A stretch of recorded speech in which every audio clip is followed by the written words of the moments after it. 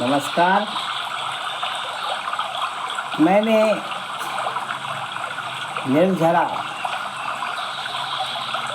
झरने के लिए एक कविता लिखी और कविता के लिए एक झरना। कविता में झरना, झरने में कविता सुनने में अलग सा लग सकता है, लेकिन मैंने प्रयास किया। मुझे लगा ये कविता निर्झरा है, झरना है एक। जब कवि के हृदय से फूटता है तब वो कविता का झरना बनता है, और जो पहाड़ों से नदियों से फूटता है तब वो झरना होता है। तो कवि कोई कवि नहीं होता, कवि कोई कवि नहीं होता, वो कोई किसान नहीं जो बीज बोता।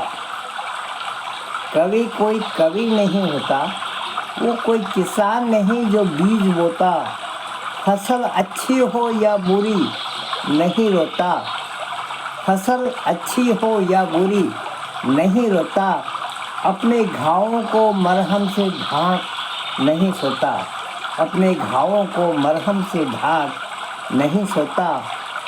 कविता स्वयं उतरती है कवि के मन पर, कविता स्वयं उतरती है। जैसे पहाड़ों से झरना उतरता है, वैसे ही कविता स्वयं उतरती है कवि के मन पर।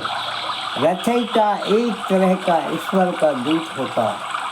वो जो कवि होता है अंतस मन से लिखता है, तो एक तरह से वो ईश्वर का दूत होता है। उसने कई तरह के भजन, देशभक्ति के गाने, कई तरह के नाना प्रकार के श्लोक, नाना प्रकार के लिखे हैं, वो जो सब ग्रंथों में गिने जाते हैं।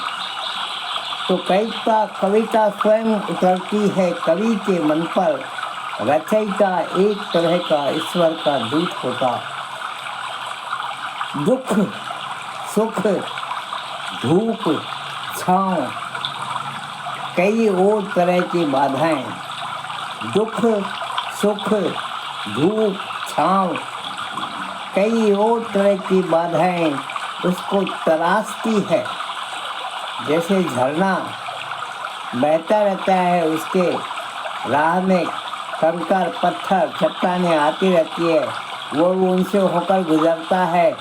जब वो पानी तो उसमें चिन्ह बन जाते हैं, कहीं वो गोल बन जाती है, कहीं चपटी बन जाती है, कहीं उसमें लकीर हो जाती है।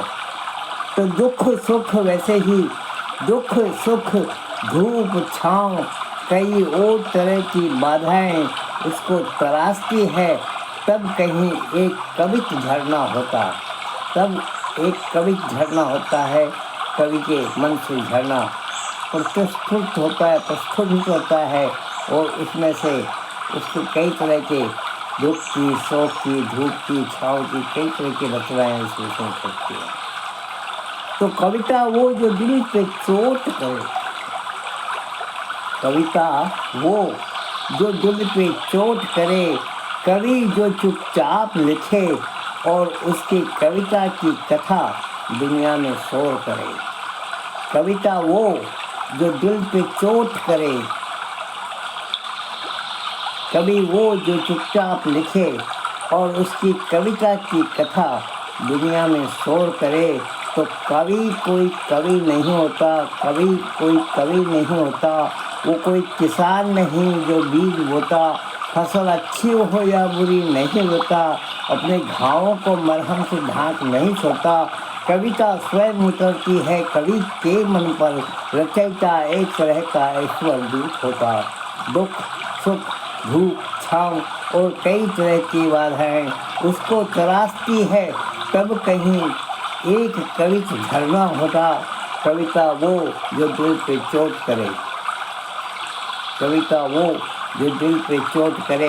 कभी वो जो चुपचाप लिखे और उसकी कविता की कथा दुनिया में शोर करे। नमस्कार।